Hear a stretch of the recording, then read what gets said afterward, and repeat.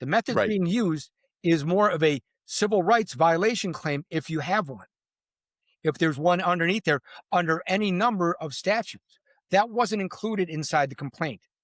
Well, there was that the complaint was basically based upon, there was affidavits included inside the complaint from store owners saying how the protests were adversely that ICE enforcement and the protests related to them were adversely affecting their business. You had people saying that how it made them fearful to go out into the street and because of the ICE operations. Be that as it may, that's not the legal claim. That's not the 10th Amendment claim. There's a That's separate exactly claim for right. that. And if you can prevail on that, that's great. But we're looking at it solely from what's inside this complaint based upon the language of the 10th Amendment, as well as Article 1, Section 8, Article 2, Section 3.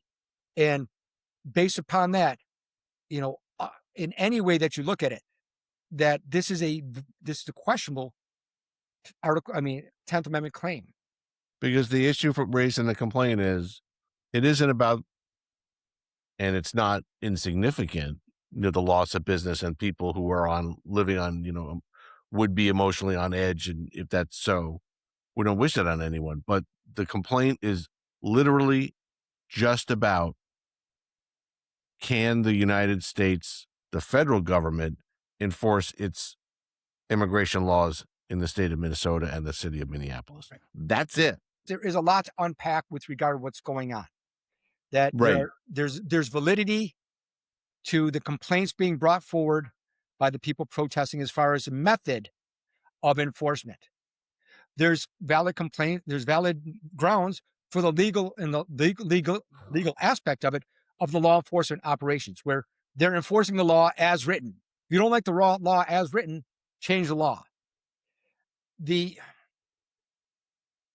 That any loss of life is incredibly unfortunate, and by no means do we mean to minimize that at all.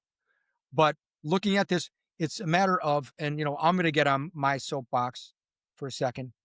Go. That one of the things that they included inside the complaint is that Minnesota put inside their arguments relating to how the immigration population is only 1.5% of the total population within Minneapolis. Okay, understood that.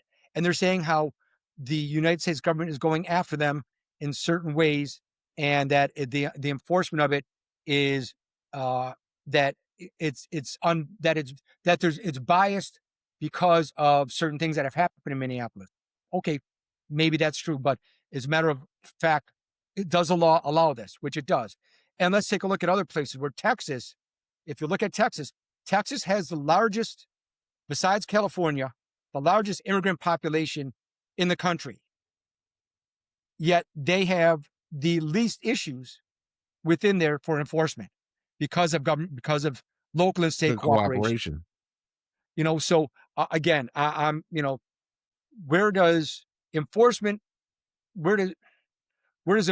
end and where does it begin? And what are the parameters? And under the 10th Amendment, the parameters have been met.